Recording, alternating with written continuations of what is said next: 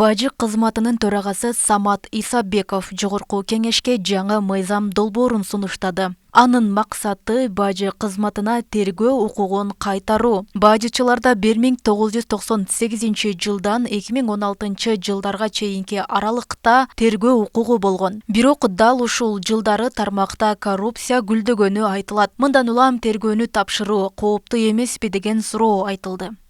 Тергөө функциясы бажы системасынын жакшы иштешине шарт түзүп берсе, ошол жылдары коррупция болбойт эле да.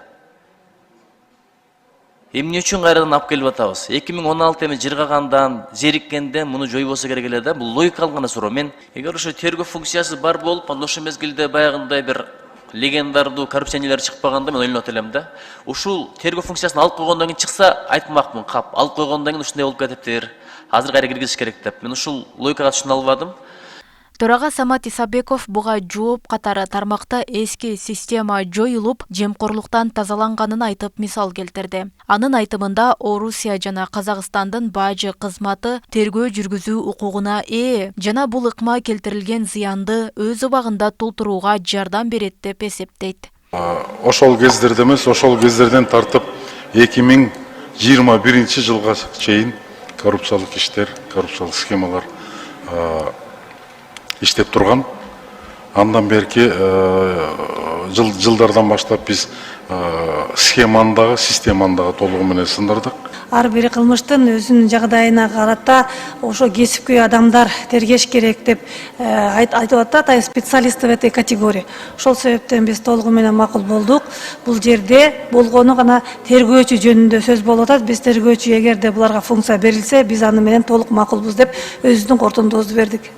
Мурда Кыргызстанда бажы кызматы коррупциялашкан органдардын сап башында болуп келген. 2016 жылы тергөө укугу алынып, экономикалык кылмыштуулукка каршы күрөшүү кызматына өткөрүлүп берилген. Кийинчерээк ал кызмат дагы жоюлган. Учурда бажыдагы кылмыштарды УКМК жана Ички иштер министрлиги тергейт. Бажы тармагында негизинен өзү бир 4-5 эле кылмыш болот.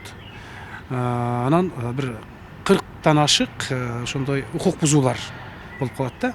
Бул жерде көптөгөн бир мындай чиеленишкен жагдайлар бар да. Ошол УПКга өзгөртүү киргизилип жатканда баягы контрабанда деген түшүнүктү дагы өзгөртүп ташташкан да. Мисалы контрабанда, экономический контрабанда, анан кийин незаконное перемещение наркотических средств деп. Мына ушуларды дагы алып таштап, УПКга өзгөртүү киргизгенде бир топ ошо бажы тармагындагы укук бузуулар, бажы тармагындагы кылмыштар дагы бир мындай чалкешип кеткен да. Ошондуктан муну бир эле ошол бажы тармагына кайрадан тергөө функциясын берүү менен эле биз бул маселени чечтик дей албайбыз да. Сөзсүз түрдө биринчиден жанагы айтылып аткан ошол кадрдык потенциал, сөзсүз түрдө ошол бажы тармагындагы тергөөнү жүргүзүүгө атайын даярдыктан өткөн адистер болуш керек. Анан ошол бажы кызматын иштеп эле анан тергөөчү болуп чыга келгендер болбойт. Учурда бажыга тергөө укугун берүү каралган бажы иши чөйрөсүндөгү кылмыштар маселелери боюнча Кыргыз Республикасынын айрым мыйзам актыларына өзгөртүүлөрдү киргизүү жөнүндө мыйзам долбоору парламентте талкууланып жатат. Белгилей кетсек, Матраимовдун бажыдагы коррупциялык схемасына байланыштуу 180ден ашык кызматкери иштен алынган. Роза Акматжан кызы, Аслиддин Турганбаев, Ош ТВ.